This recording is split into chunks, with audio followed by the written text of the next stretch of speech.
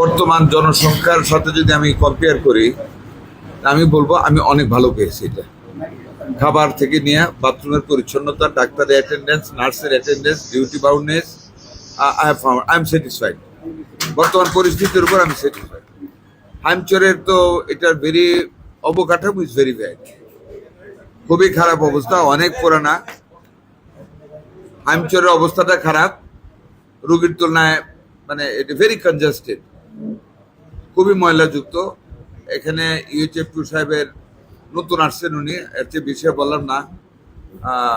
Negligence of duty আছে, আমি ওনাকে সাবধান করেছি। আজকে সার্জনের গাফিলতি আছে, আমি সাবধান করেছি, ওভারকাম করবে। তবে হাইমচরে একটা মানে গত ফেসিস সরকার আমাদের ওটিপি 4-এ যে বিল্ডিংটা পরিত্যক্ত অবস্থায় আছে, it's a nice building along with the dormitories. এটা অলরেডি টেন্ডার হয়েছে, আমি ইঞ্জিনিয়ারের সাথে ওখান থেকে টেলিফোনে আলাপ করেছি, আগামী 15 দিনের ভিতরে কাজ ধরাবো। এবং শুধু এটা না, হাইমচরকে আমি 101 শয্যা বিশিষ্ট নতুন হাসপাতালে রূপান্তরিত করবো ইনশাআল্লাহ। যে হাসপাতালে থাকবে সর্বপ্রথম অত্যাধুনিক একটা pathology, it will be better then this pathology.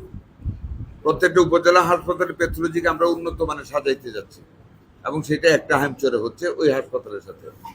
Number 2, এই হাসপাতালের সাথে আপনার থাকবে ফিজিওথেরাপি, কারণ এখন অনেকের ফিজিওথেরাপির প্রয়োজন হয়, গ্রাম থেকে যাইতে পারে না, টাকা খরচ হয় বেশি, ঘরে বসে থাকে, এক্সারসাইজ জানে না।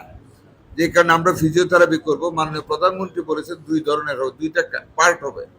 মহিলাদের জন্য মহিলা ফিজিওথেরাপি দিব, পুরুষের জন্য পুরুষ ফিজিওথেরাপি দিব, আলাদা রুম থাকবে।